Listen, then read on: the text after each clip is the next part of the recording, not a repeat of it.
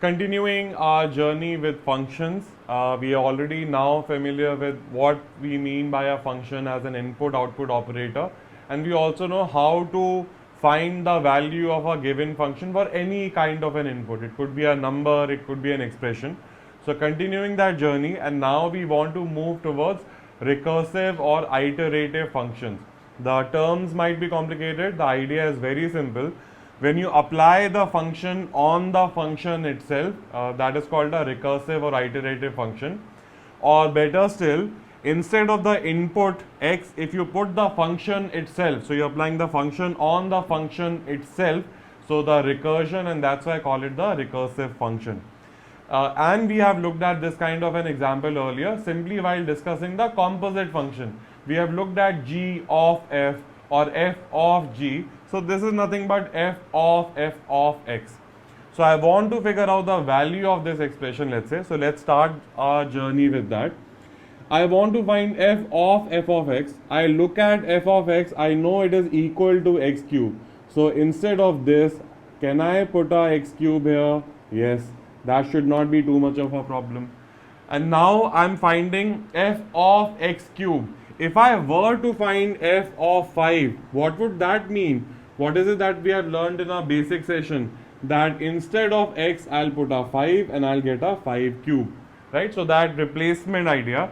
Now in this story, for a second, if the idea of putting x cube inside x is difficult, call it p for a second. So what you want to do is find p cube and then take the next step. Instead of p, write x cube, and this is what you have to find out. So what you will get is a x raised to 9. So f of x is equal to x raised to 9. Now this expression can also be written as, or the short form of writing this would be f2 of x. Why f2? Because you can see in the story there are two functions. One function is operating on itself, but there are two of them. So I indicate that by writing a 2 here. This is a short form so that I don't have to write it all over again and call it f of f. Let's say the story gets longer than 2. So essentially, to make my own life easy, or let's say the conversation easy, we capture this information by simply putting a f2 there. So if now in the story I say, okay, what is f3 of x? What is the meaning of this first of all? We'll figure out the value in a second. f3 of x would mean f of x, right? So you want f on, so essentially you want 3 f's in the story, and you can indicate in a short form by writing so, right? So this is our primary basic vocabulary. Now let's play with this idea. So now we know what this symbol means and what we mean by the basic iterative recursive function, that the input is the function itself and how to work with that.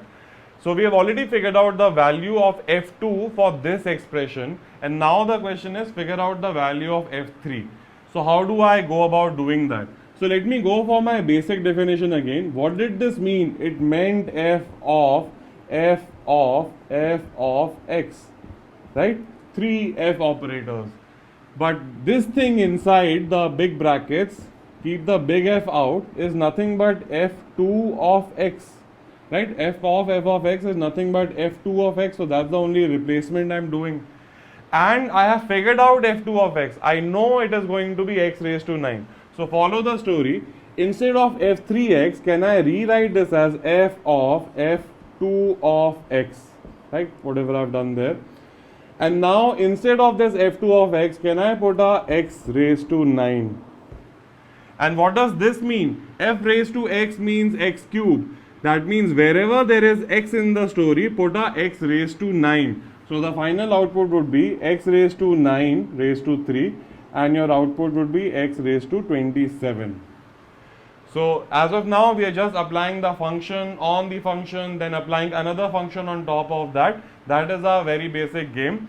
But now the second thing that I want to notice is there a pattern in the story? I started with the power as 3, then the power became 9, and then the power became 27.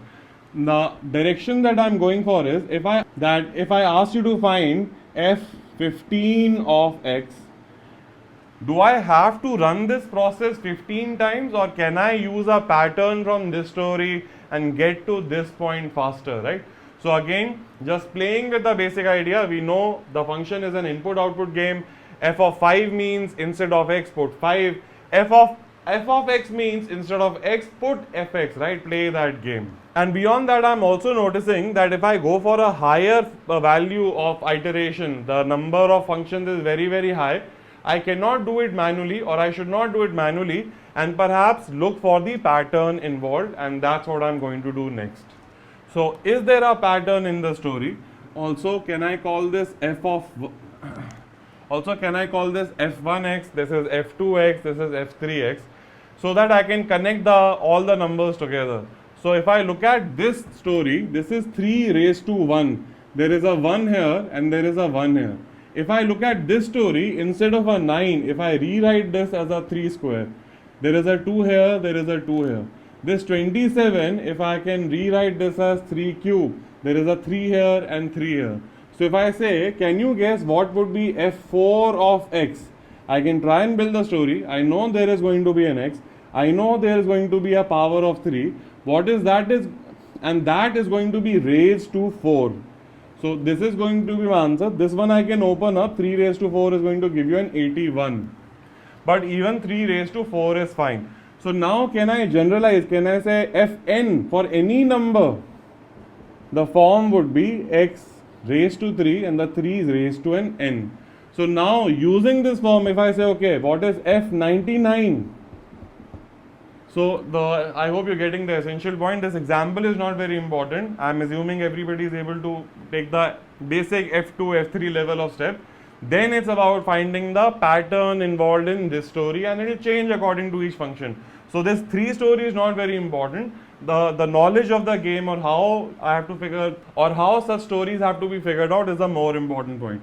So f99 of x is going to be x raised to 3, and the 3 is going to be raised to 99. And we are done. So somebody gave me this expression, and your typical question, okay, what is f20 of x?